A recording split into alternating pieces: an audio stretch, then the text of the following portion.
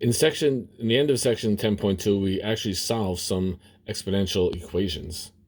For example, 2 to the 7x minus 10 power equals 16.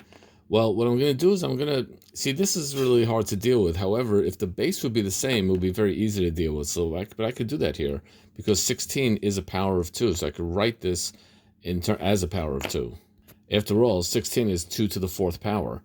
Well, look at this. If these two guys are equal and the bases are equal, then it must be that the exponents on top must be equal. The 7x minus 10 must equal the 4, and that's my new equation. It's going to be very simple. And this is a beautiful thing because we started with actually what looked like a very difficult equation, but now we have a very, very simple equation, which we know how to do. Just add 10 to each side, divide by 7, blah, blah, blah. Add 10 to each side, and we get our answer, x equals 2. And that's how we solved an exponential equation, but we did it by making the bases the same. And that made everything so much easier. Let's do another example. E to the x squared over e to the 4 equals e to the 3x. So let's just get these in terms of powers of e. So first of all, let's simplify this fraction by using laws of exponents. And that just becomes e to the x squared minus 4, because that's what this fraction, when you divide exponents, it's the same thing, subtracting the exponent.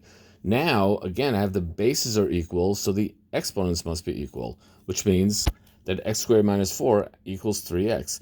And I could solve this easily as a regular plain old quadratic, just like this. So I took an equation that was very mysterious, and I revamped it in terms of something that we're familiar with. And that's really a big part of math, big part of science, and a big part of life, taking situations which we're unfamiliar with and manipulating them and modifying them until we get them into situations that we are familiar with. And we've done a lot of quadratic equations, so let's solve this one. Little typo, that's supposed to be a 1 over there, sorry about that. Anyway, x minus 4, x plus 1, so this gives us x equals 4 or x equals negative 1. Let's check both solutions. If I plug in x equals 4, I get e to the 4 squared over e to the 4 equals e to the 3 times 4, and that gives me e to the 16 divided by e to the 4, which is e to the 12 equals e to the 12. Check, that works. And if x is negative 1, then e to the negative 1 squared over 4, that's just plain e divided by e to the 4, which is e to the negative 3. And here I have 3 times negative 1, because I'm plugging in x equals negative 1 into my original thingy ding, and I get e to the negative 3 equals e to the negative 3. Everything works out. It's all beautiful. Check, check, check. Yay.